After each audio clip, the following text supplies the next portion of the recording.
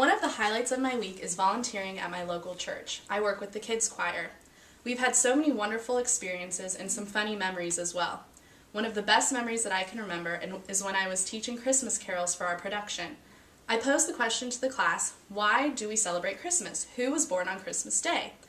One little boy out front, who's always so enthusiastic, raised his hand so proud to tell the answer, and he said Santa was born on Christmas Day. This is just one of the many examples of how children can truly be a blessing in the lives of their teachers, and teachers can bless their students as well.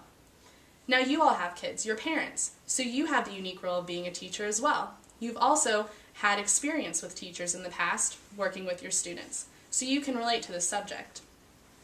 Now I currently am not licensed to be a teacher, but I'm receiving my degree in early childhood education. I've also had the unique experience of working in the classroom as in a teacher role, either homeschooling or tutoring or working out at camp with the kids. So I understand what it takes to become a teacher and also what a teacher goes through in the classroom. Today I seek to address the journey one takes to become a teacher, the challenges teachers face from external and internal influences, and finally I hope to validate the claim that teachers can truly use their profession to spread God's kingdom. Let us first examine the journey that teachers take in order to start influencing kids. According to the Bureau of Labor, it all starts out with a certain process.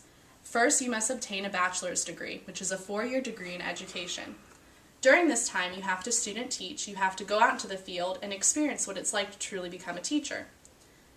Also, you have to take tests in content knowledge to gauge if you know what you're going to be teaching, and then you can become licensed in your state.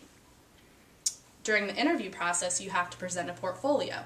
According to the Beginning Teacher's Portfolio Handbook by Bill Foster, a teaching portfolio handbook is crucial to prove your professionalism in an interview and really get a great job being a teacher. Following this long and sometimes grueling process comes challenges within the career itself. Cynthia Kopowski wrote an article entitled Why They Leave for the National Education Association, in which she lists many challenges that teachers face. One of these is the No Child Left Behind Act of 2001. While it helps disadvantaged students, it disadvantages teachers in the process because it gives them high mandates and the pressure to control the uncontrollable. Another challenge that teachers face is pay. Sometimes teachers have to reach into their very own pockets to provide classroom supplies. If you look at this board right here, you can see the salaries for many common professions, and teachers end up right here in the middle between $56,000 and $60,000 a year, which is pretty good. But if you look a little bit deeper and research a little bit better, you will see that in Ohio, a starting salary for a teacher is only $33,000, which is less than what a bus driver makes. So at this point, you may be asking yourself, if the pay is so low and the mandate so extreme, why would you even want to teach? Well, God values children according to the Bible, and He values what we do as our career. Also, the role of being a teacher is so unique and so fulfilling that many teachers can't imagine a better profession. Greg Kurtz, my 12th grade English teacher, was one time posed the question, Mr. Kurtz, why do you teach, especially in a private school, if the pay is so low?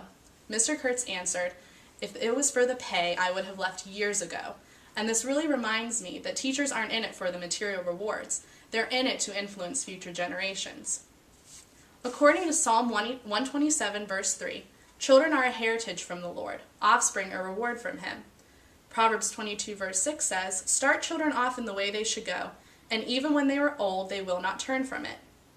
Dr. Albin, a communications professor at Liberty, echoes this when he says, what children learn and experience in their early years can really shape their views of themselves and the world and can affect their later success or failure in school, work, and their personal lives.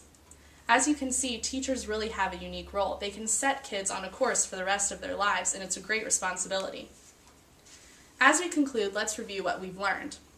The road is challenging to becoming a teacher, and sometimes the challenges in the classroom cause teachers to leave the profession. But more times than not, the blessings outweigh this, and some teachers can't imagine a better career because the influence is incomparable. I'd like to end with a quote by Vicki Caruana, a teacher in an inner-city school, who says, it was not a coincidence that these children were in my classroom. It was God appointed. I was appointed to be their teacher, and they were appointed to be my kids.